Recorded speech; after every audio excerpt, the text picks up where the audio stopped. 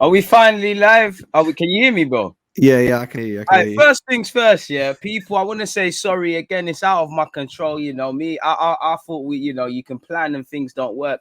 Me and Art agreed this a while ago. I woke up to this morning, literally within the last 5 minutes. I don't know what it is with my laptop battery on my Mac, but it just suddenly vanished. It started moving laggy. As you know, bro, I was messaging you saying, I don't know what's going on. I sent him a poor picture. I apologize, people, but we finally got him, man. You know, you're looking, Chris, the internet connection feeling wavy and that. We're here, man. What are you saying, my guy? I'm good, thanks. Thanks for having me again. Hopefully the guys in the chat are all right with me joining you again. But yeah, I can't complain. Nah, man, you're part of the furniture here, and as I'll tell you, man, the platform is always open. There's an echo. I can't hear an echo, so that might be a you problem, Tyrese. I'm not sure, but it's always a pleasure to have you, and perfect timing. We've been trying to do this for a hot second, and obviously we've got to jump straight into it, man. The people then been waiting. Wait, all right, before I ask you for in-depth opinions, take me through yesterday. The news broke. Where was you? What was you doing? How did you react? Where's your mind at that time? I was at home, so pretty much in the same seat I'm in right now. And I get the tweet notification, and I'm just like, what is this? And I open it, and I'm just like, can this club be normal for just a week? Normal's overrated, bro. Like, I don't know. It was just, yeah. Obviously, I guess when Aubameyang was dropped on the weekend, there were people in the fan base, I guess, on Twitter and stuff, suggesting that he should be stripped of the armband. I didn't really take it that seriously at that point. Trust me. I didn't think it was that big, that much, that deep. But obviously now we're here, and it has actually happened.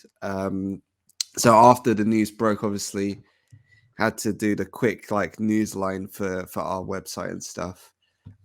Kind of just with the statement, and then also saying, I guess, who could be potential contenders to take it. I think the players that I highlighted were obviously Lacazette, Granit Xhaka, and then the ones you kind of get after that are I think Kieran Tierney's more of a fan-led kind of option. I'm not sure if I see it as that realistic.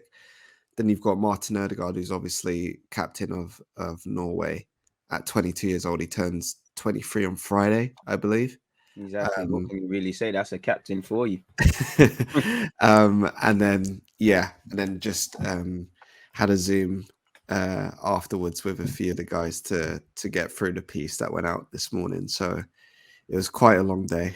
Obviously, people, make sure you're taking in that athletic piece. I've been reading it. It's juicy, as it always is with them guys, with the added details of things. I'm going to be going over that at 11:30, my guy. So, yeah, man, it's interesting. I don't want to spoil it because I want people to go and read it and, take in your stuff. Make sure you're following him on all his socials, people. It's very interesting that it kind of confirmed, just skimming over what we already knew, in that any logical person, whether you're a journalist or not, could see. I don't think Arteta has taken the captain's band purely because of what's happened with his mother and going to France. This seems like quite simply the straw that broke the camel's back, and we'll never know a chronological timeline. I mean, you lot will get drip-fed information, and in a years from now, we'll find out. But right now, it's just baffling, man. Like it really is. What was I going to ask you before I carry on with Aubameyang? You kind of skipped ahead. I know what you said about the captain's group and stuff. Who's your captain? If you had to pick, who's your captain or captains if it was a leadership group thing?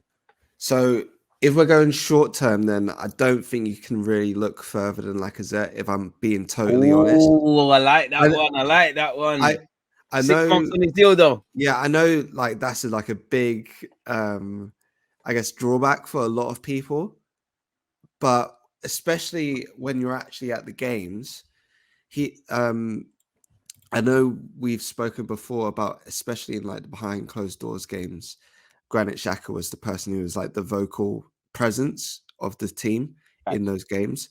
But even, I guess, with fans coming back, you see that almost 10,000 times more with Lacazette I don't know if anyone was at the Crystal Palace game.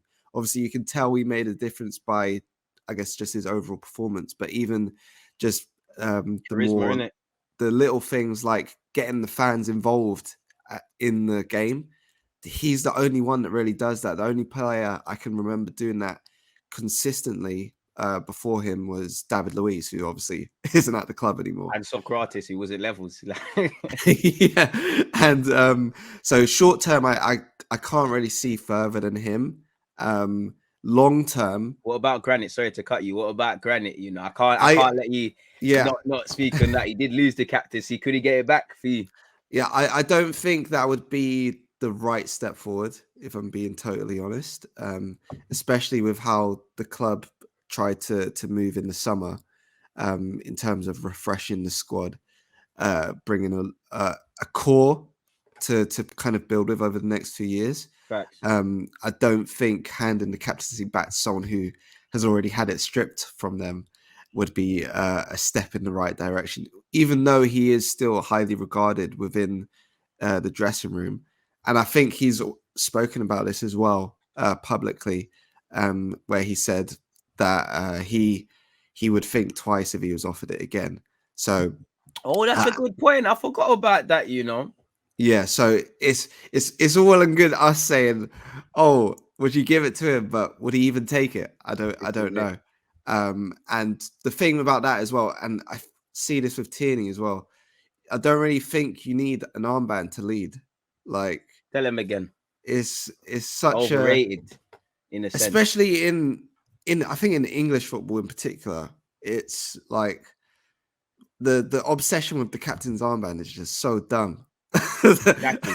And when you look at us, bro, like I know I want Arsenal to put a bit more respect on the captain's band, because it's been given to players who are flight risks, barely play, some sort of badge of honor. It's been given to people as ironically Aubameyang, Cesc Fabregas and Van Persie to try and keep you. It's not really been respected. But I agree, man. I think sometimes, being a captain, it goes more than just shouting. There's different ways of leading. Sometimes what England's accustomed to, the shouting, the carrying on, the blood and thunder, that can actually be quite negative. And if you're shouting for no reason, it doesn't mean much. I actually like a leadership group because, it's a collaborative thing.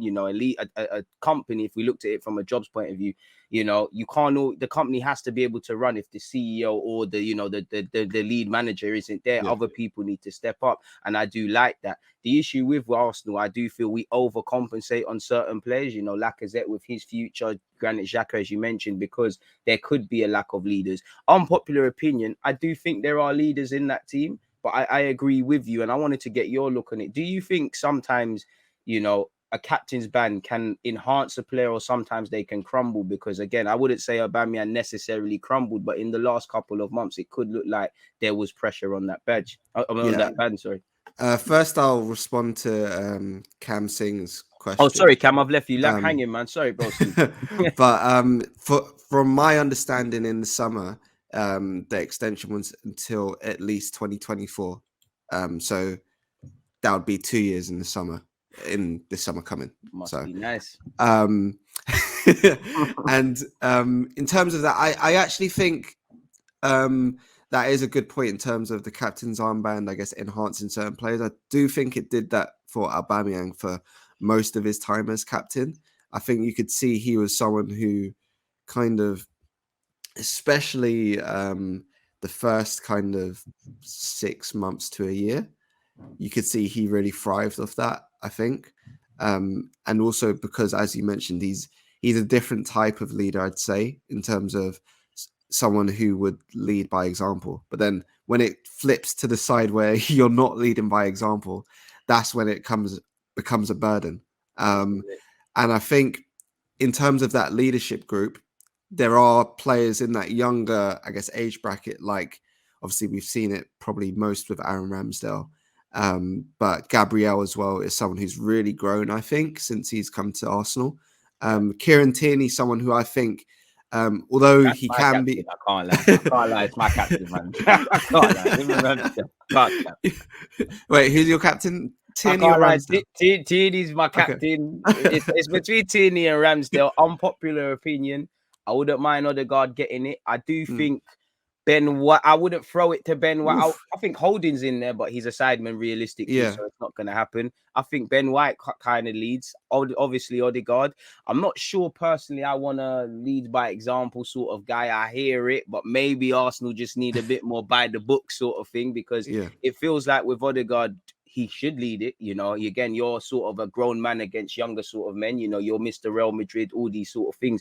And I see you getting it. I do think you should get it. You know, you captain a nation. How can I tell you can't captain a club? It's like that. I do think I wouldn't give it to Lokonga, but I do think Lokonga is an interesting case, because you just spoke about leadership group and these things. Lokonga was captain at Anderlecht. So I'm looking at potentially them lot to get promoted into this leadership group. Now, I actually haven't read Arteta's press conference, but he spoke about kind of that leadership group could be subject to change. And when you look at our front, our senior men, they've all kind of, their futures are a bit volatile. Like Aubameyang and Lacazette is self-explanatory. Partey's immediate future isn't anything, but right now, is he in a position to lead other people? He looks like he's feeling some sort of confidence. And then, you know, the Maries, the Cedrics, these guys might be good around the squad, but I'm not too sure.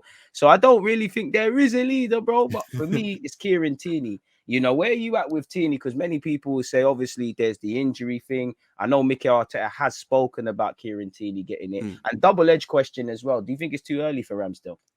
Okay, with Tierney, I think he's done well since he's come back into the squad. I know everyone was kind of worrying when he wasn't getting back in when he was available and Tavares was still playing.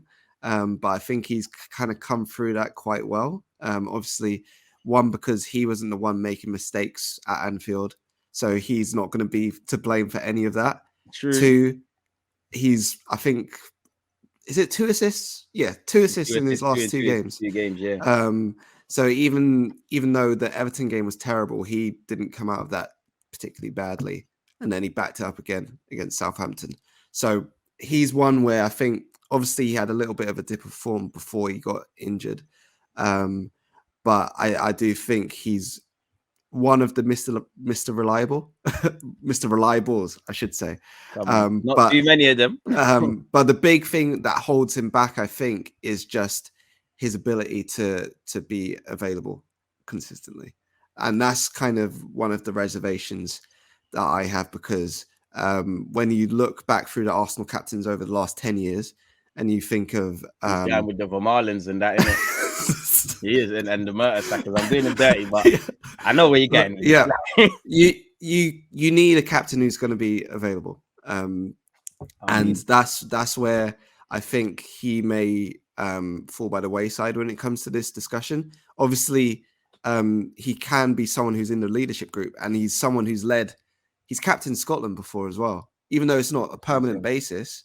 But he's captained Scotland. He's captained Celtic as well on occasion. So you know he has that in him as well. So I don't feel any way about his name being in there, but I just don't think he would have as many credentials as, say, Martin Odegaard or. That's harsh, bro. That's harsh. I can't like that's harsh. You know, that is harsh. No, that's harsh. I mean, you explained why, but don't you think you're being? I mean, I'm extremely biased to Tierney. Yeah. So the thing is, as well, I like Tierney a lot. Man said credentials, you know. But that's just the clearest way I could think to put it. So I know the wording might have been a bit. Nah, you're right in that, man. I can't lie. I'm on the sly. I'm trying to find them previous comments where Arteta suggested that Tierney could become a captain. No, but definitely he can, because I know, he said that. There was a clip where he said, Tierney's the one that's in charge, basically. He does the fines and that as well. Yeah. So I can see it. Let's go back in that. Man of the people, bro. Yeah, I can definitely see it. I'm just if you're looking for permanent, I just want him to be a bit more regular on the pitch. No, that's fact. But again, look at the propaganda. That's the only thing. Look at the propaganda. I think he can be Arsenal captain as he has the respect and admiration of every member of staff and every player. This was last Jan. It's just the Yeah. way he is. He does it in a natural way. So again, to play devil's advocate, I do think Tierney, Aubameyang and Odegaard are leaders in their own way. But to play devil's advocate, maybe we're kind of forcing them to be the sort of leaders that we want. As you said earlier, certain people are just best when they haven't got the pressure of the armband. They just, they just tie in. Maybe we've kind of forced it with Ozil, with Aubameyang, and a lot of these. I wouldn't say Aubameyang's an introvert, but guys you wouldn't say are typical captains. Tierney might say he's shy, but if Tierney does it in a natural way, hasn't this been a calling for him as well? So yeah, man, that's the propaganda. But I cut you off. Yeah, And then the second part was Ramsdale, wasn't it? yeah. So yeah, with him, I think you can see it. It's like I don't even need to say anything really, but I do think it may be a little bit early in terms of just he's been here 5 months, 2 minutes, bro. Really, and can you really I know he's been very good, but can you just throw it to someone as quickly as that? I don't know. I mean, Watford did it for Sissoko. Oh man. But yeah, I think he's one as well who's you can't have any complaints about him being in the leadership group. I just don't know whether he'd be the one that gets thrown the armband. All right, let me play devil's advocate then, because in your defense, not even your defense, I agree with you. I think it is too early. I feel with Ramsdale, as much as I love him, I haven't seen him respond to adversity. I'm being a bit harsh to him because kind of nobody wanted him here. He got the mentality and he's got everybody on side. But it's almost like you've just, it's a straight trajectory. You haven't got same way everything you touch is brilliant. As you know, even the hair went through it. You can go through periods of bad form, and I haven't seen how Ramsdale reacts to that. Now, I think he'll react to it and come out good because I've seen enough in his previous sort of footballing career, but there's that. And I would also say, I get that it's too early, but to play devil's advocate, I know Odegaard's been here longer, but I think Odegaard should get it. I think Ramsdale should get it. I feel like I'm being a self-hypocrite if I'm saying Ramsdale's been here too early, but Odegaard hasn't, because he's been here, fair enough. He's been a permanent player for the same period as Ramsdale. I know he was on loan. And obviously, if this isn't another job, like take you at the Athletic, obviously, big up to you for getting that. From the minute you went in, yeah, clearly you've shown that you can take on more tasks and do things outside your comfort zone and whatnot. So naturally, I assume, your bosses or whatnot, on top of your normal mandate and what you get paid to do, you were thrown extra responsibility, whether you was there for 2 weeks or 2 years. Obviously, the longer you're there, the more they see things. But should football be any different? If a man's come in and he's shown that he's doing his role, he's doing it consistently, surely an organization should throw more responsibility. And again, if fair enough, he's been here for 2 minutes, but we're buying this keeper to be part of a back five for the best part of 3, maybe 5 years. So surely he's meant to be there. And I do think Ramsdale's a bit like Odegaard in that when you microscope it, I do expect a bit more from him and from Odegaard and these guys, because they're a bit more experienced in their own sort of ways. Yeah, with I think they're two very similar cases, because when you look back to the Odegaard loan last year, it was almost pretty immediate how quickly Arteta was pointing him out as one of the, I guess, technical leaders of that squad, and especially the way Arsenal were pressing at that time, he was someone who was leading that press, and I think that's something that drew Arteta to him quite quickly. That he wasn't just interested with the kind of pretty stuff on the ball. With Odegaard, I would say what makes it a bit more difficult is obviously there's a lot less regularity with what comes in his position. So a number 10 can go through spells where they can go through dry spells where they're not really influencing anything, like he did early, maybe 6 weeks ago. But now he's kind of, his trajectory's gone back up again. Free. And you're seeing, I guess, what you want to see, leading by example after being someone who was mentioned as one of the vocal leaders last season. So with them, I think they're two very similar cases. But what puts Odegaard ahead of Ramsdale is that captain's experience with Norway. With Ramsdale, I think maybe if it's one where you go with Lacazette for, I guess, the rest of this season, and then see, as you mentioned, because we know it's Arsenal. There's going to be ups and downs Man, bro, throughout we've the been through a season. lot. We got more to come, bro. It's So only December. you see how Ramsdale goes with that, and then maybe you make your proper decision in the summer, and see who has kind of accounted themselves the best way. But with what you mentioned about, I guess, added responsibility, no, I've got no qualms about that or anything. Even if that's little things that we don't hear about around, say, the club, around the dressing room and stuff like that, just to kind of test where these guys are at. I'm cool with that. Where would you see? All right, there's some. Obviously, I wouldn't say there's leaders like we can't look and see invincibles, but I do think there's people that stand up to be counted, and I do think there's, if I throw some names at you, what would you think of Gabriel? Because he has to be a leader. He is leading, and his English is developing. He's at a new stage in life. Congratulations to him and his wife. She's pregnant. Could he be one? You're meant to be a leader of that defense. I actually feel I wouldn't give it to him, and I think you will see more leadership qualities from him. But I don't think Tomiyasu's ready. But I do think there's a lot more to come in terms of leadership.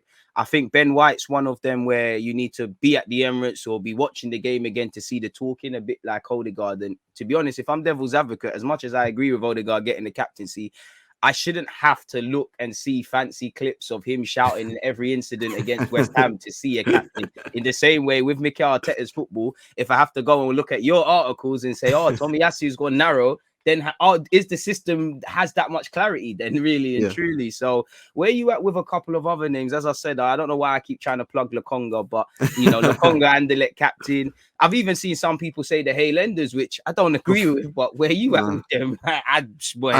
So after the presser yesterday, I had to do one of the live discussions, and someone said Saka, and I was just like, it's not that thing, man. And it's not to downplay these guys, but they're 20 and 21 years old. They're 20. Yeah, Saka's 20 years old. Smith Rowe been in the first team literally a year now. Like I know they're good, and I know they're probably carrying the team, but come on, man, let's help them out, man. Like you're putting so much pressure on them already, and when I say I just mean like the footballing world, of course. You can't just heap that on again. They're only just kind of adjusting, not just physically, and I know I kind of bang that drum quite a lot in terms of them being overused, but the mental kind of challenge to taking that added responsibility as well is something. 7s and 10s, I can deal with the captain band as well. Like it's a totally different kind of mindset to have. So I don't see Highlanders being captain anytime soon. Maybe sometime in the future, but not right now. And that's not to put a slight on them. It's just I think there are people that are more capable. I think Gabriel is someone who's a very good. He's again growing into that role very well. I think last season, obviously, he was more of a deputy to David Luiz, but I think he probably learned a lot from him. Obviously, I think we spoke about how obviously they're both Brazilian Portuguese speakers. That helped him in terms of just maybe positioning stuff. But in terms of just having someone to help settle you in, especially that knows your position, I think he's, again, with his English coming on a bit more, you can see it. He's more vocal. He's coming into his own a lot more. And he leads. Sorry. He doesn't just lead by shouting and stuff, but he actually leads by his performances too. So he's someone that I could see it going to potentially, or just being in that leadership group. Lokonga, I think, is someone maybe next season, just because when you look at, and I know he's played a lot of football this year, more than expected because of Xhaka's injury. But I think he was someone who was bought with the view of future. And I know he captained Anderlecht, but I just feel that there's still a way for him to go in England. And that's, again, not a dig at him or anything, because I think he's performed fairly well. But you can see there's development to come from him. There's areas of his game, like say when he's receiving the ball with his back to play, he just needs to scan a bit more and stuff like that. Do you think a bit more urgency? And I think if you already have areas of a game that you need to develop, you don't really need to heap even more pressure of being like in that leadership group or a captain. All right, let me ask you this, because it ties into what I was going to ask you anyways. Do you think that the captains, obviously, you can only pick what's available. Do you think the captain's ban could be a hindrance or enhance players? Because I don't want to say players have crumbled, again, when it's going right for Aubameyang, we've sat here and people have said, he's relished the leadership role, he stood up to be counted, yada yada yada. When your form's been poor and how Aubameyang's been of recent weeks is seen as a hindrance. Do you think that that's something Arsenal need to be wary of? Because again, I'm quite happy for Odegaard to get it. I think Odegaard's been given a bit of a tough time by fans and whatnot, but I'm not gonna lie to you, I know they're not the same player. In the back of my head, I do see the Mesut Ozil stuff, or the Mesut Ozil things could potentially happen with Odegaard, because again, as much as people say you can lead by example and whatnot, we all know if you're not shouting aimlessly in this country, people are already going against you. He's already scapegoated already, Again, I do think that Odegaard, people expect him to change the world because he was Mr. Real Madrid, etc. So where are you at with that? Yeah, I think this is where it comes to, and I know this is probably like, I don't know if it's this deep, really, but when you think of what position do you want your captain to be? Do you want it, mate? The last 24 hours. And you can't have this, you can't have that. Your captain must be this, bro. And I'm not trying to pigeonhole captains into certain roles, but I know, say, take centre back for instance. You probably know what you're going to get most of the time from your centre back. So you just have a little bit more reliability than with a number 10 who mavericky sort of players. Yeah. So that's something I guess that some people may take into account. I don't know. And that I guess would help in terms of being it more something that enhances the player. Because they have stuff they know they can fall back on no matter what point the game is at. If you're 3-0 down and you start shouting and you're a centre back, people are like, oh, cool. Unless you're happy with it. It's like managers wave their hands around. They could be saying the wrong things, but people just like to see people looking busy in this country. Yeah. But with that, I think that's where you just got to know who's the best fit, really, for that role. And I know central midfield, you don't really have the only. I'm not going to say Xhaka because I don't feel that's the right move. Unpopular opinion. I'm more on Xhaka being the captain than I actually thought. I know it's better than whatnot. Yeah, do you know what it is for me with Granit? Yeah, it's like we're at where we're at. Like I don't agree with what he did. I don't agree with how fans treated him. He gets a bit of a bad rep. But I've never had to doubt his integrity. That's one thing. I've never had to doubt your integrity. I've never had to doubt your leadership. Again, all footballers react differently. But when there's been things going on, you've just got on with it. You've really got on, and I admire that. When I look at the squad, there's a bag of problems with Xhaka, but it's not like there's a bunch of other candidates. And with these experienced players, with the exception of Ramsdale and Odegaard, who I throw into that, Partey looks like he can't lead himself. He looks like he'll wet the bed right now. So again, he can't do much. I know Xhaka was a younger brother and got to take keys, so that probably helps the reason.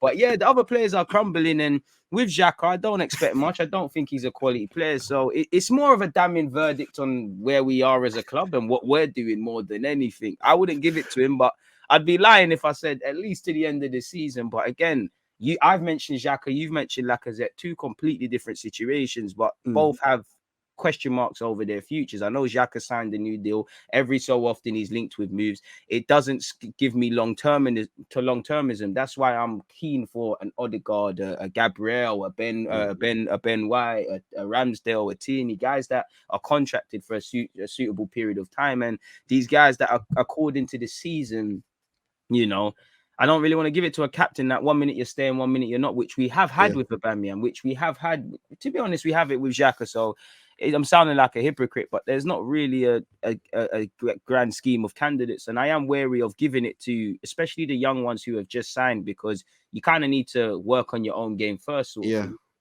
And I think that's why Speaking personally, I think that's why Arteta was so reluctant to name names when he was asked. Blinded there, innit?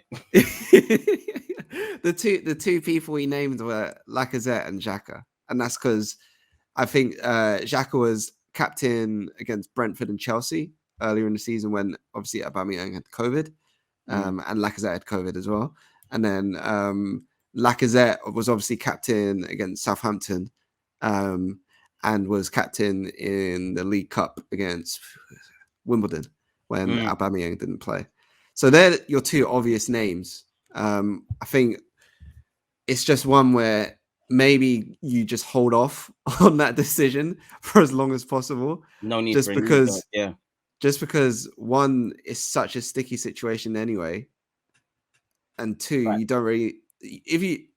You're damned if you do, you're damned if you don't. Can't really. win 100%. So if you just kind of bide your time, not that it doesn't make the decision easier, but it just gives you more time to assess who's actually the right guy. Because you can't just, especially with how the captaincy has gone in the last, say, decade, you can't just throw it to the next guy. I mean, the standards are on the floor for the captain. That really and truly might as well give it Connosaurus at this moment in time because nothing else happening. I wanted to ask you a bit more on Aubameyang because I've got it. I feel like I'm doing the viewers an injustice. I'm enjoying our conversation a bit much. When I break it down into this Aubameyang thing now, you know, when I ask you, you know, do you think Arteta is right? Do you think he's wrong? Do you think Aubameyang's right? Do you think Aubameyang's wrong? Playing a bit of a devil's advocate now, obviously, right is right, wrong is wrong. You know, your form or how you're performing shouldn't affect things, but obviously it does. If Aubameyang was doing what Aubameyang historically has done at this club, like his first 2 seasons, and this happened, do you think the sentiment is the narrative's different? Do you think anything changes? Do you think his form is playing a part as well? Yeah, I think so. When we were, I wasn't in the press conference, but I was obviously watching it. And Arteta was asked if Alba had scored 10 in his last 5, would he do the same thing? And he said he would. And I think cap, but fair enough. Fair enough, Mikel. Fair enough. But I do think if Alba, say for instance, had scored 10 in 5, I think there would have been a lot more uproar from fans. I think the fact that his form hasn't been great has probably made it an easier decision. But it did again. So going back to, I guess, when we were discussing it earlier on just my kind of reaction at the time, I was quite surprised at first, just because when you look at it at surface value, it just didn't. It seemed quite minor. So in the grand scheme of things, yeah. So before the statement came out, I was like, you could have just, I don't know, stuck him on the bench and no one would have known any different. It would have been a bit more diplomatic, in my opinion, about it, really. And a bit like Wenger. Yeah. So, and I was just like, really? Is this the way we're going with this? But then you kind of see, okay, it's not just this incident in isolation. It's more of a kind of build up of events over the past, say, 18 months. And then you can kind of understand it because I don't think it was dealt with in the right way, if that makes sense. I felt there could have been a bit more timing atrocious, handling atrocious. Yeah, I think there could have been a bit more care about it. But looking at the decision itself, when you factor in, repeat offense is the wrong word. Obviously, it's the wrong word, but is but, it really? Like, I think it's appropriate term to be used in Roski. I can't lie to you. So when you factor that in, and he's 32 years old, and you've got a whole squad of players who, especially since the summer, are now sub 25, and you've got that person as your figurehead. You can't really stand for it that much longer, I don't think. So if you're looking at it from that point of view, a decision had to be made, but I feel that there should have been a bit more care around it, just because one, obviously, how popular and how likable Aubameyang is anyway. Remember, he was voted captain. A bit like Yeah. Xhaka, they were voted captain by the players, so it might tell you maybe the players don't need opinions. Yeah, so I feel like it could have been dealt with a lot more cleanly, but it probably was in the grand scheme of things the right call. But again, the timing, and do you do that mid-season? I don't know. This is the thing, bro. This is it. I don't know. think I just again I feel like go to the end of the season maybe. Like just just don't bring more kind of, I don't know what the word is, controversy. Don't More just don't. controversy, more sort of talking points off the field, more dramas. Do you know what it is for me? I think the form's played a part naturally. You know, anyone would. If Aubameyang was knocking in the goals and we're fighting for Europe on paper like we are, you don't take him out the team because you can't upset someone that's scoring your goals and ultimately your bread and butter. It just in terms of form, maybe not so much drop the captaincy, but he couldn't have been in the squad, in my opinion. And this gives him the perfect reason. The first thing I get is that clearly Arteta is going to be here for the long term because, again, to do it mid-season, to kind of do it, you know, before AFCON's come in, the kind of language he spoke about in the press conference kind of told us that we've drawn a line under it, but Aubameyang hasn't sort of read his sentence yet. If he's still kind of in this sort of prison. So it told me that this is a long-term thinking. I don't think we're going to sign a striker in January, but this probably tells me we're trying to move on from him. But at the end of the day, it's another elephant in the room. I don't think we're going to, you know, rip up his deal, but, you know, it just stinks of the Ozil stuff. As much as people might say, you know, ban him, take him out of the team and whatever, you know, you're cutting off your nose to spite your face. You've got however many K a week at one of your highest earners. And obviously he's still a well-respected and liked person. Now the footballers have to get on with it and be away from it, but it's going to play a part. And for me, for Arteta, you're only 4 or 5 players away from ever losing the dressing room. When you look at what's going on with Pepe, the fact Lacazette's not going to be here for another year, you know, Leno's keeping it moving. There's a couple of other rumblings. Now, there's obviously good examples within the squad, but there's other rumblings as well. You can see how issues are developing for me, really and truly. And we've needed to move on from Aubameyang realistically on the best of days. So this presents us with that sort of opportunity to do such. I didn't really like the timing of it. In hindsight, this has happened a long time ago. I look at the Everton game. Maybe we was reaching a tipping point even before that or around there. I didn't like the way it was kind of dealt with. I think a lot of this could have been kept in-house. I do think, you know, the details could have emerged, but I'm not a PR, but Arteta could have said something like, you know, he could have just said it. He could have just said he's gone to see his mum, rules or rules. Most emotional people could say, all right, you broke the rules, but it weren't getting a tattoo or anything like that. He could have just said he's injured. Injured is so ambiguous. You look at Luca Dean and Rafa Benitez, your very own, you know, the people you work for, The Athletic. I read that article, you know, after the aftermath of the Arsenal game, ironically, how they're fighting. But I didn't know that pre-game. Rafa was there. Oh, he's injured. He's whatever. I do think we need to learn, and I think Arteta needs to learn from this. And for me, in the grand scheme of things with Arteta, bro, I hope this isn't in vain because, you know, you look at the list of things Arteta's had to deal with, you know, COVID, you know, player problems, the latest one, Aubameyang, you know, fines and all of these sort of things. It's going to make him a good manager, but is it going to be at Arsenal? And I wanted to also ask you, what next for Aubameyang? Do you see him coming back from this? Do you see this being the beginning of the end? Do you think his advisors are trying to see what they can do in Jan, bearing in mind there's AFCON? Or, you know, are we going to get a reaction? Could this harm him mentally? Where are you at in terms of the potential fallout with Aubameyang and how this affects him? Yeah, so obviously there's going to be doubts over his future from the outside. I think so in the big piece we did today, Amy Lawrence. I look forward to reading that properly at 11:30. She kind of went through that, and I think she was right to mention just because it seems like it's over doesn't actually mean that. We've seen, I mean, the biggest example is Granit Xhaka. And come back from that. Look at Harry Maguire. He's beating up people abroad. Like, my man just went to see his mum, man.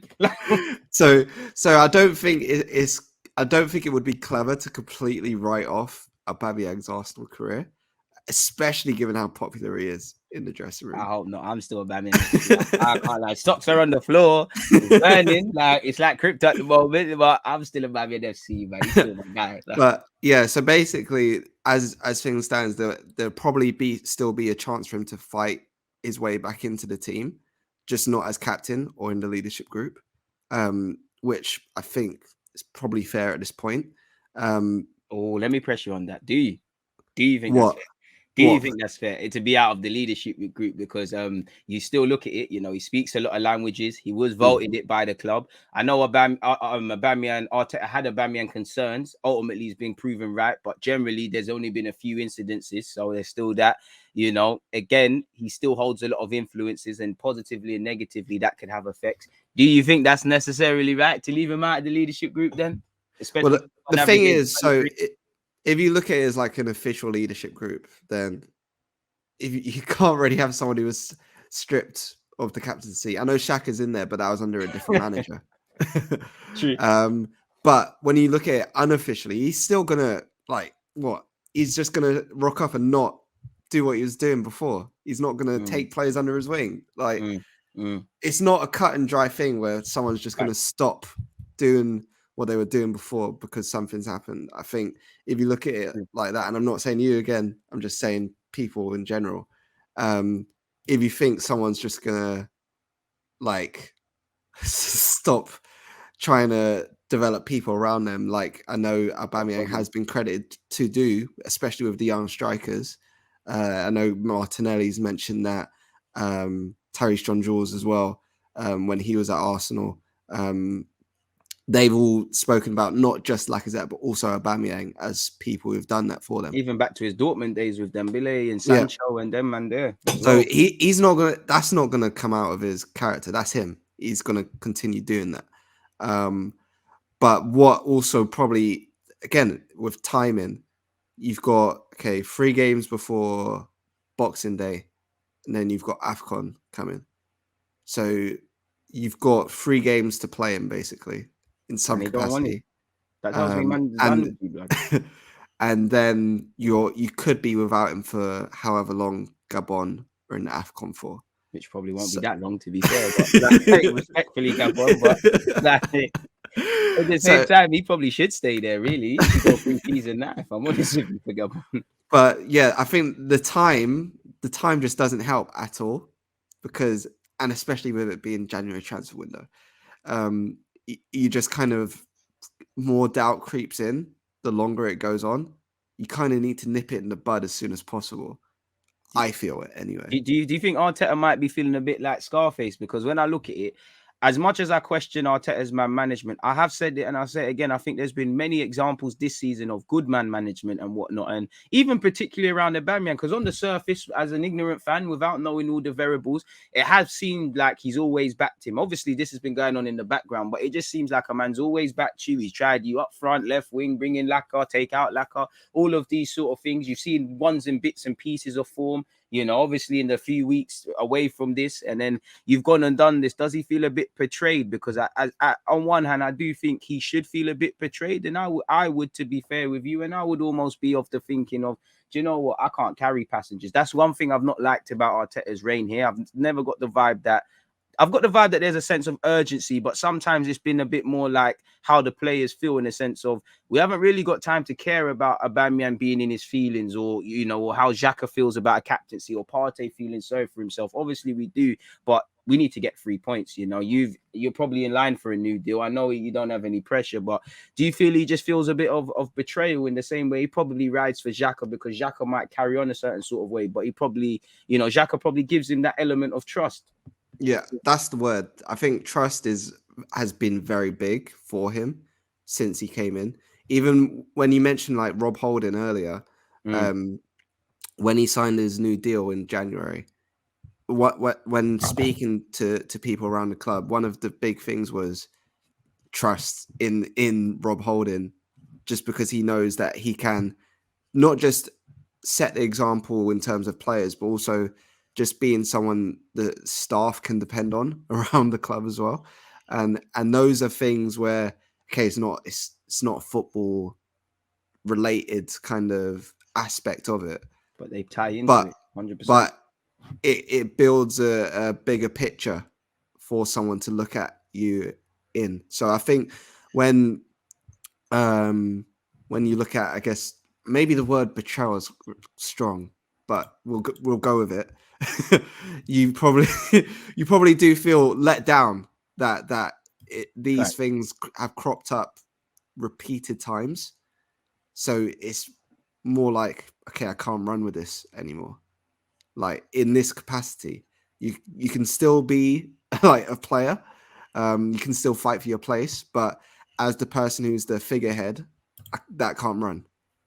So it's one where you've probably just got to draw the line in the sand and move on, because as you mentioned, especially this season, 3 points is so valuable. Man, have to get 3 points. We ain't got time for feelings, man. I can't lie to you. We ain't got time for feelings. Like, do you know how important tonight is? Bro, we're gonna talk about that, and don't get me started on West Ham. We got 2 big games this week. You know, Leeds just got smacked 7-0. All you know what's gonna happen on Saturday. They're turning into a prime Barca side. You know already what time it is. I think RP, big up you because you're always here and you're always supporting. I think you're doing Aubameyang a bit dirty, man. He said captains are usually nicknamed Captain Fantastic. Did we get that from Aubameyang? Now, Aubameyang's fall from grace has been quite spectacular. Wanting to be an Arsenal legend. I'm the coolest captain. A lot of these things are coming back to bite him, unfortunately, on the arse. I'm not going to lie. I'm very biased. I think Aubameyang was Captain Fantastic because same way we can't rewrite history of the recent couple of days, you can't, he delivered an FA Cup, I'm not saying you, RP, but many people that are questioning his attitude and output and mentality, I'm not saying they're wrong, but a lot of them were saying, oh, he's showing great mentality. He leads by example. He's a great leader. Look how, despite his contract and where Arsenal are and where Arteta is, he's still leading the team. And obviously, you're only 2 or 3 games away from the sentiment changing. Look at Saka and Smith Rowe a couple of weeks ago. Everyone was onto them. Now everyone loves them. People are slowly starting to love Odegaard. Listen, Aubameyang isn't what I would class as a captain. It was like what Art was speaking about earlier. He's a man where, for me, you're a leadership group guy. You're an unofficial captain. You lead by example. You just do your thing. I wouldn't say I'd give him the armband, but I do think he led. I do think a lot is personally made of the armband because you shouldn't, the Invincibles, we all know who had the armband, but you couldn't tell a captain from the keeper to the strikers. That's what we need. And I think as Arsenal fans, this is why we overcompensate on the very few players who seem to get it. Ramsdale, Tierney, obviously just looking like a competent right back, Tomiyasu, and many other examples. Where are you at with that? Yeah, I think... RP's right. He was Captain Fantastic when he wasn't captain. You know what? No. It is true, No, I think he was for... until the start of last season. So what? So we go from when he took it under Emery, December, was it December or November? December after the Xhaka thing. Yeah. Wait, was it December? It was November. It was November. November 2019. And when you look at his performances, say through that season, obviously when even Olympiacos at home, Arsenal go out on away goals, but he still kind of stood up. I know he missed a very big chance in extra time. No one talks about when Leno messed up or the whole team messed up in the first leg. But he also scored an overhead kick to put Arsenal ahead at the time. And I think those are the kind of light and shade moments people will forget. Obviously, people will mention him winning the FA Cup, obviously scoring both goals to win the FA Cup and scoring in the FA Cup semi-final. And scoring in the Community Shield against Liverpool. Can't take away from history. This is football heritage. So I don't think anyone can kind of say, obviously he was, like when you look at Arsenal captains, I don't feel he's anywhere near the bottom of that list. Just because he isn't like a typical leader doesn't make him a bad kind of person. I mean, he dropped the FA Cup trophy, so they were they were there. But yeah, obviously, again, that's another one where you're labeling someone like Captain Fantastic. I don't know. He was maybe halfway there. But I don't know if Captain Fantastic for me. I don't. The one man I think of is Steven Gerrard. Like I don't. It's just there in it. Steven Gerrard is literally action man. Like literally. He is Clark Kent. He is Superman. Steven, that's what Aubameyang used to be. But do you know what it is? What's that saying, man? And you're good at English, so you will know. What's that saying about you? You're a hero, and then you live long enough or stay long enough. oh To be a yeah, the villain or Dark something Knight like that. quote. Yeah, like he's a villain now. Aubameyang's a villain now, really and truly. I mean, you've got a question by a very smart individual there, Deluded Gooner. Shout out to him. He said, why did he beef Arteta but had no issue? Fair enough, he did have issues with Tuchel towards the end, but why did he have beef with Arteta but had no issues, to my knowledge, of Wenger, Wenger, Klopp, or Emery? Man, this Deluded Gooner guy sounds kind of cool. He's a cool guy, man. To be honest, I don't know. I think also when you look at the man management side of things, Wenger's a bit soft. Again, people will misinterpret that, I think, but the soft side of management, Wenger got it. I don't think Arteta's got that at the minute. And when he gets that, I don't know. I think you've seen it. Well, there's little glimpses, but more often than not, you see the kind of the ruthless side of it, like say with Guendouzi and Ozil and now Aubameyang, where you're kind of setting your stance and you're very yeah. So that's where I think maybe the high maintenance just maybe, and again, for from looking at Aubameyang, he's probably a very low maintenance kind of guy, goes with the flow. So when you clash those personalities, I'm not saying, because we know that it's not like they like hate each other or anything. They still they got along well for most of their time together. But personalities sometimes don't go well together. Like, seems too professional. If you take me, for instance, I don't really like being micromanaged. So if someone's gonna be onto me, I might just switch off. Like in sixth form, for instance. So and I know this is gonna sound like some dumb story, man, this is a great example. I like the way this is going. But like, so in secondary school, I was fairly decent at Spanish. I got a B at GCSE level. Shit, I got kicked out, man. And then got to sixth form, different teacher, totally different style, and I just my head went. I just man went on a Aubameyang. I just wasn't on it. So you can see, like, people in your everyday life, you're gonna experience those sort of things. What makes it different when it's a footballer experiencing those things? And I mean, I look at it, that's a perfect example because, again, this Aubameyang one touches close to heart because a year ago, I lost my captain's band at my old club, innit? And it made me think, what happened? Like, I remember losing it. Or I remember when me and management weren't seeing eye to eye, the players still loved me. I still was the unofficial captain, You know who's holding the captain's band right now, ain't got nothing on me. But anyways, like, it's weird because it's like, you're still training, you're still playing, but the dynamics, you already know what's what. And for me, in my experience, like, I left the next game in it, so it goes downhill very quickly. So that's what I'm looking at with Aubameyang. Obviously, I know you're pressed for time, so I want to ask you a couple more quick things as well. Obviously, now Aubameyang and Arteta is one in its own, man. I know we need a striker anyways, and it's pretty damning that he's doing this when you've got AFCON, and it doesn't feel that he feels like, okay, I'm at least going to use Aubameyang until he goes off to AFCON and what's what. Balogun, obviously, me and you have spoken about him. We all know he's a good player. We all know he's an under-23 bully, needs to step up to a first team environment. Forgive me if I'm wrong, but he recently won Premier League 2 Player of the Month. Yeah. Obviously, he needs them sort of man to get opportunities. You probably need things like this and injuries and whatnot. Do you see Balogun getting a shout with the first team? And if you was Balogun, would you still just press for a loan? And I know you've probably seen, it's a bit random and off topic, but have you seen Mavropanos is gaining interest from Borussia Dortmund? We might have missed a profit there. Mislintat knew what to do there. All right, so with Balogun, he's been, so obviously people have seen clips of him like nutmegging guys throughout the season. Stupid skills every week. And that confidence has been there from when the first game he came back into 23s football, which was against Man United. True. Under 23s. In that game, he even scored within a minute. He died. He got, he's done a madness. He got a hat-trick against Derby, mashed up Brighton, moved to Leicester. Like, crazy what he do. So the thing is, he's head and shoulders above the competition in that kind of league.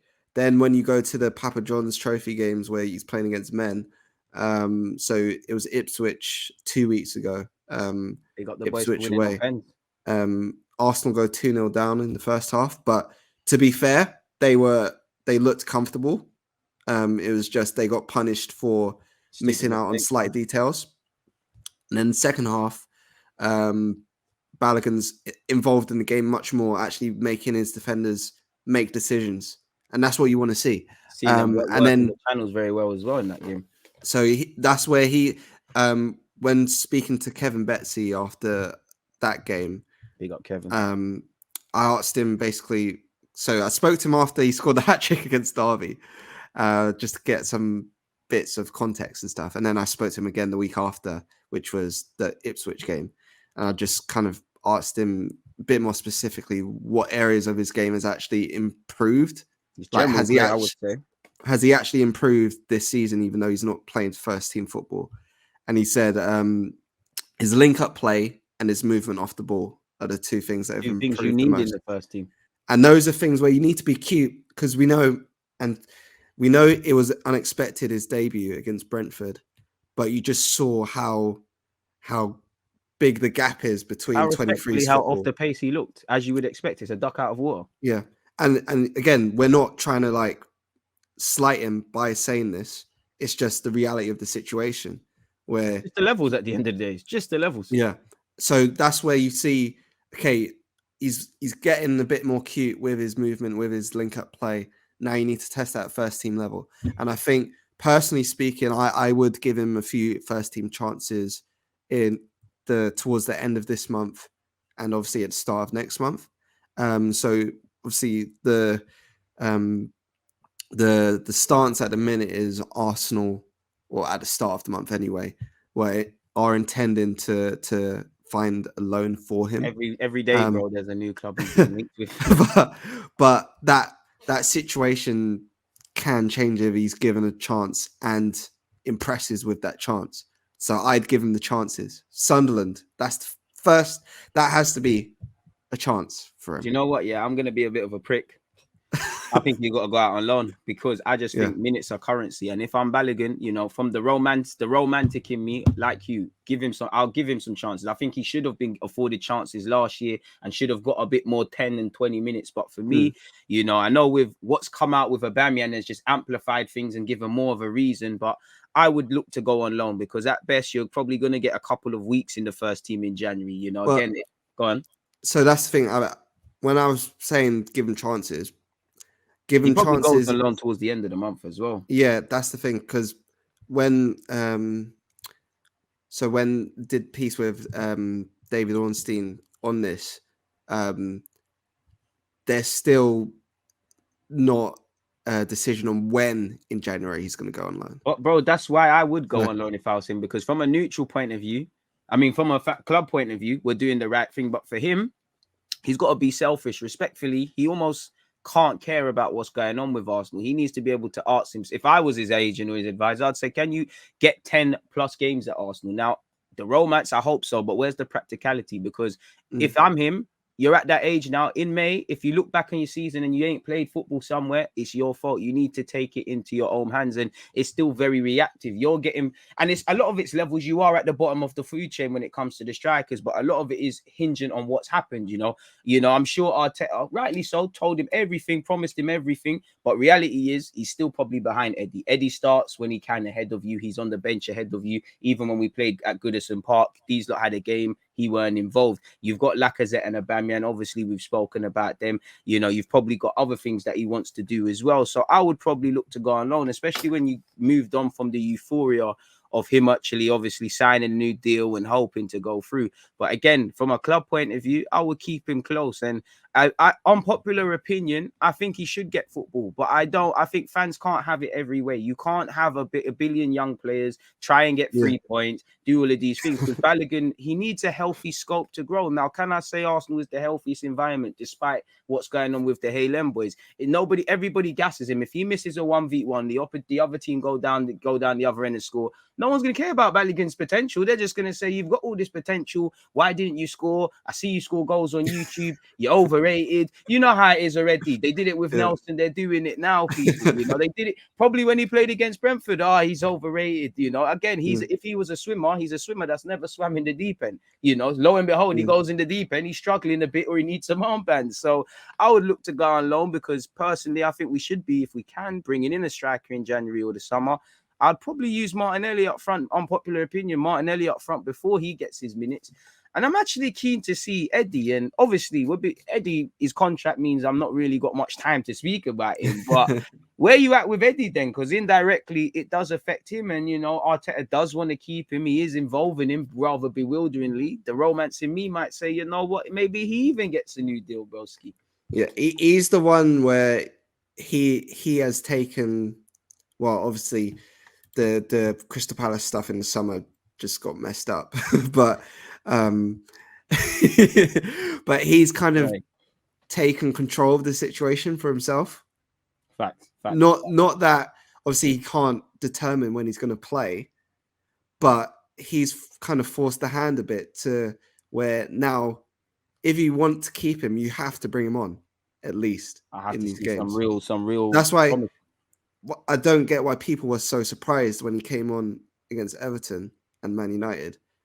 Arteta likes him playing left wing. I can't lie. That's the only thing. I didn't get that one. No, he was doing that in preseason. But that's preseason, bro. Like, this is Goodison Park, a ground we didn't win at, and you're looking at that when we're chasing it. Like, I do think his general plays improve.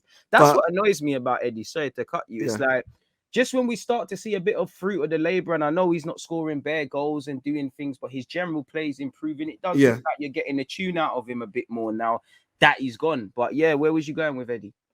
No, but so that's why I don't think people should have been as surprised as they were that he was coming on. January's next month, so he can talk to clubs from next month. That is why sorry, my voice is going a bit. Minor, man.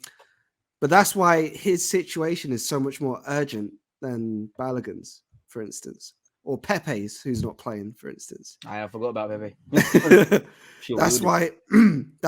Oh my god. Minor, man. I got some orange juice.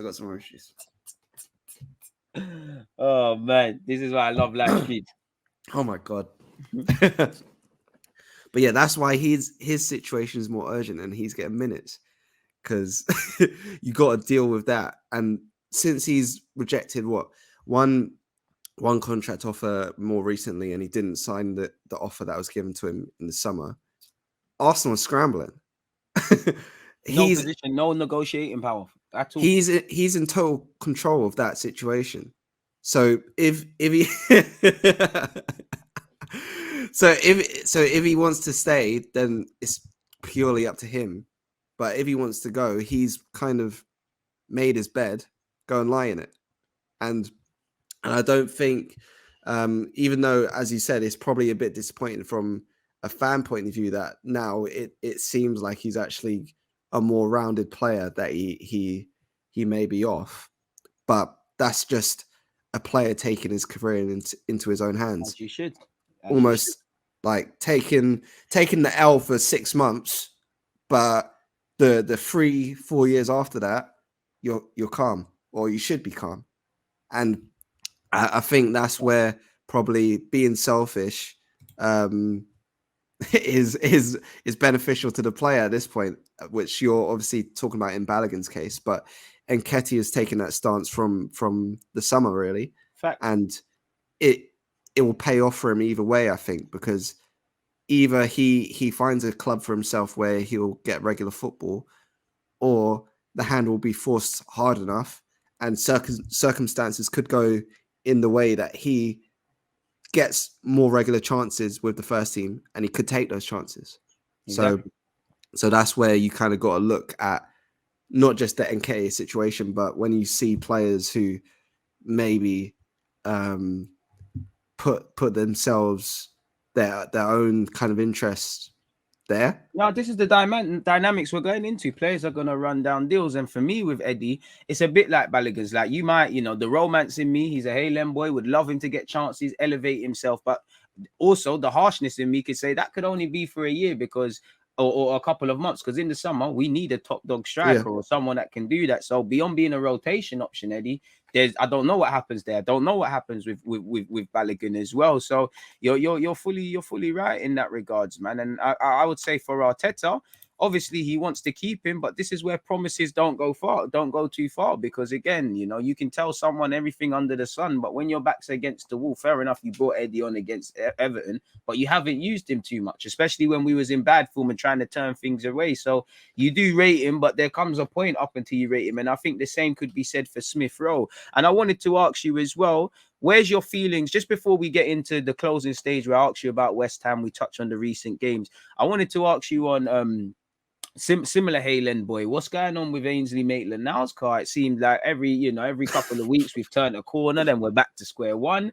And what do you feel Odegaard's recent performances mean for Smith Rowe? All right, so with Ainsley Maitland-Niles, I don't know what is going on. if I did, I'll tell you. When you find out, let me know, broski. Because we know after Watford, I was in the presser asking about him. Got seemingly good quotes, and then he's on the bench again. The pattern just switched up completely. So yeah, I don't really know what's going on with that, if I'm being totally honest. And then Odegaard's performances, what do they mean for Smith Rowe?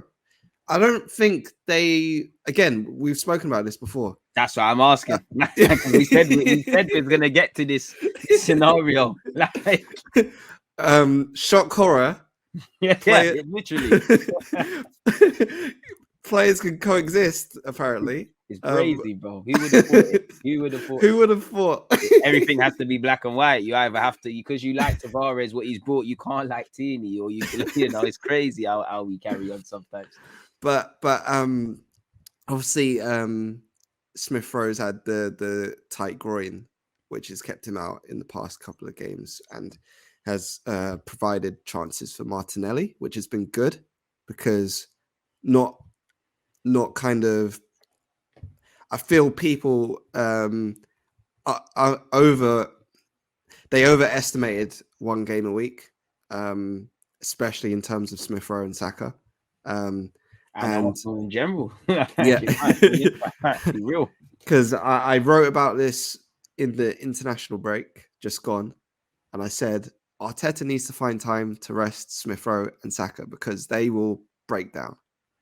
Smith Rowe has not played this much football in his career, as in consistently. Saka's been playing non-stop football for almost 2 years and didn't get a break this summer because he was with England. You see Came Saka back slightly earlier for us, didn't he? Saka, correctly. He needed to. And you see Saka had that little muscle issue against Newcastle, had to come off after he scored, and now Smith Rowe with the groin, minor groin injury, but still it's kept him out for 2 games. When Smith Rowe's ready to come back, I think you're going to see hopefully a continuation of what was there beforehand, where he plays maybe a bit further out to the left. Odegaard obviously has the 10, and what has been really encouraging this year is the goals they've been scoring. Obviously, that's been a major issue for Arsenal since Aaron Ramsdale left. And I'm not saying scoring is crazy. It's crazy. I love it. And I'm not saying, again, because this is, people annoy me so much sometimes, and I'm sorry to kind of go off. No, I know where you're gonna go. Let me guess before you say it. It's like you will say a segment on something, and people will just take 10 words out of context. Like, so welcome to the world, mate. Welcome. So I said Arsenal have had this issue since Aaron Ramsdale left. Midfielders not scoring. Now midfielders are scoring, and then people are like, I told you. What are you Odegaard talking and about? no, they're like Odegaard and Smith Rowe aren't Ramsey type players. I'm like, that's not the It's not the that's point. not the point. That's all you got But from my article that I read for you. Probably at stupid o'clock, half asleep. but anyway, Premier League, they've got 9 goals between them, which is almost, I think, it's 42% of Arsenal's goals this season. So that's a major increase in terms of midfield goal Credit to output. them, but that scares me even more. Like that And that's highlights the even more. Like a goals. And that's the Oi. thing. That's the thing. So now it's almost like you fix one problem, and the kind of way I kind of summed it up at the end of the piece is like Arsenal have like a blanket that's too small. They pull it up to kind of warm up their top half, and that's Aubameyang's goals, like last year, and when he was top goal scorer. But then you're incredibly short in terms of output further down the pitch. Then you pull the blanket down, and you get more output further down, but then you have no goals up top, and it's just like they seem to be always in this point where we can never have balance. No, and that's what's really annoying. Hopefully they'll be able to find that. And I think what's really helped is Martinelli's efficient wherever he plays now. I think before Martinelli can't play off the right. You need to keep him on the left. Wow, crazy. And so when Smith Rowe comes back, I think one, it'll just be interesting to see where Martinelli goes. And also even if that's on the bench, I hope he isn't being brought on for like 10 minutes. Thanks, CeeLo. But yeah, I think he's now proven that he can not even if he doesn't start games, he can come on for more than 10 minutes as he was doing beforehand, and influence the game. But yeah, with Smith Rowe and Odegaard, I think that they're 2 number 10s, even though Smith Rowe will play off the left. He's still coming into those pockets, but also he's shown that he has deceptive pace that I don't think people on the counter, yeah. I don't think people gave him credit for beforehand. Obviously everyone loves his like technical ability and stuff, but he is insanely quick. And I think those two together, playing together, has to happen. Causing problems. I think you can't have an Arsenal team where those two aren't, I guess, especially in the bigger games, those two need to be playing, because you need goal threat from midfield, because it's not been there in recent seasons. And if you're going for European qualification, that's a must. As are goals from set pieces, which is one of the good things that we're doing this season. We're quite good at that, really. So we'd have more touches in the opposition's box in normal play. So yeah, shock horror. Exclusive midfielders can score goals, and Smith Rowe and Odegaard can coexist. It's crazy. Who's next? Saka and Pepe can play off the left and right. It is what it is. My last question for you, kind of off the back of Smith Rowe and Odegaard, where are you at with Arsenal versus West Ham? You mentioned this a big game. Obviously, where you at in terms of the lineup? Is Smith Rowe's fit? Do you play him in Odegaard? Yeah. So in terms of tonight, I think this is, again, big test, as big as Manchester United was. And that Man United game made me sick. Don't say that, it didn't work out. Yeah, that I felt sick watching that Manchester United game. Just because of how close they were to, I'm not going to say the position, but that position, how close it was, and the performance after going 1-0 up. And then getting yourself back in the game at 2-2. I know Odegaard's made the mistake and has to hold his hands up, but it was just a culmination of just errors, almost like the Southampton when we switched off for the first 20 and then turned it on. But this is where they need to show they're actually about this. They're about this challenge, because you've got, West Ham doing exceptionally well. I know they've dropped points recently and they've got a few injuries, but David Moyes has still got them to a place where they know themselves. A much healthier place than we could ever dream of right now. And I think, and I think these are the levels where you're going to be judged at properly. It's not going to be when you beat Southampton 3-0 when you beat Newcastle 2-0 at the Emirates. And you beat It's Norwich when you face or Watford. It's when you face Manchester United. It's when you face West Ham and whoever else is going for those European places. So these are the occasions where they need to step up. And I would go with if he's fit, I would go with Smith Rowe. And so Ramsdale, probably the back Tomiyasu. five is the same, innit? Yeah. Tomiyasu, Ramsdale, Tierney, the two centre halves. The thing with Partey is like he's there, but yeah, you don't know he's there.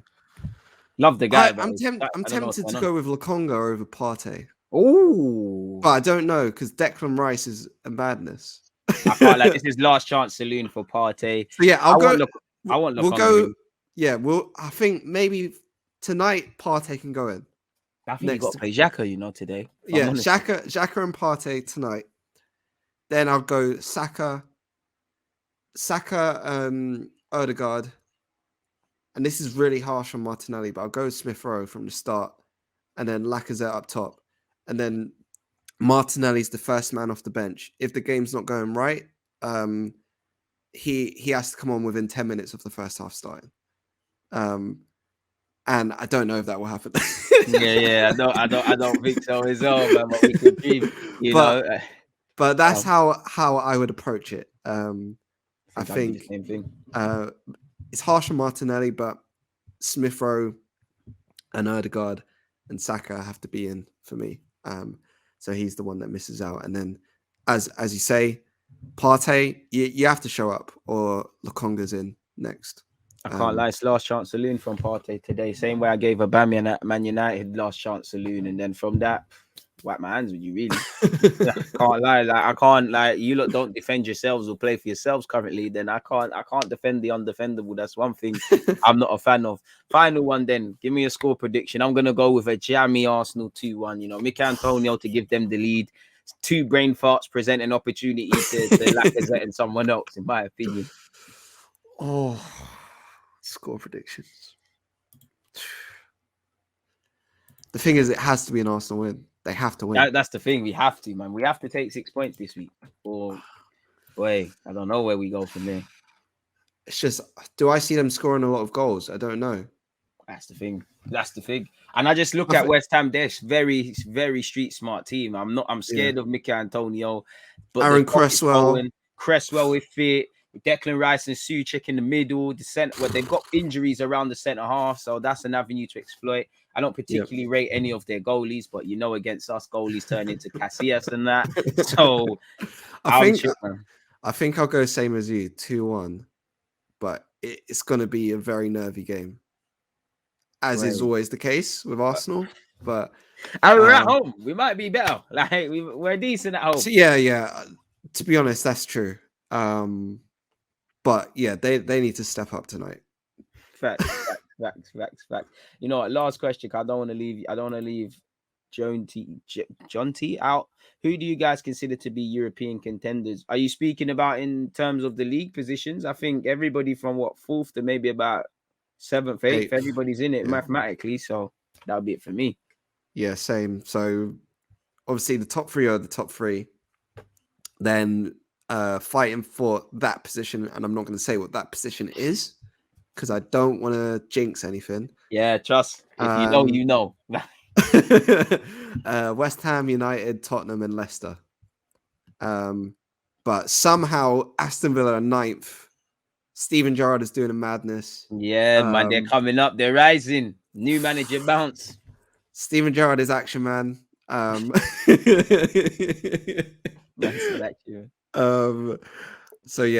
those are the guys. And yeah, hopefully they win tonight. I mean, you said it there, Art, man. Love for being here, people. Obviously, with that being said, I'm gonna let Art get out of here. You got any content to come out? I know you're probably gonna do a review of whatever happens tonight on The Athletic tomorrow morning. Yeah. So make sure you're there. Anything else? Yes, I'm at the game tonight. What else? Obviously, as well, sorry to cut you. Make sure you're taking in his article. I'm going to be speaking about this at 11:30. We're going to go through this on YouTube, people. But go and take in Art's article together with the rest of the Arsenal writers at the Athletic as well.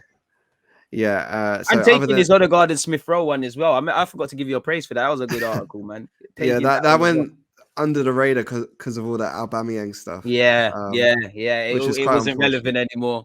Other than that, you know, Aubameyang took all the headlines yesterday. But aside from that, I stream on Twitch from time to time as well. Come on, I see you playing Harry Potter the other day. Yeah, I played some Harry Potter on the weekend. And maybe I'll play some Football Manager this week, or I'm thinking about Spider-Man 2 on the PS2 as well. So maybe one of those.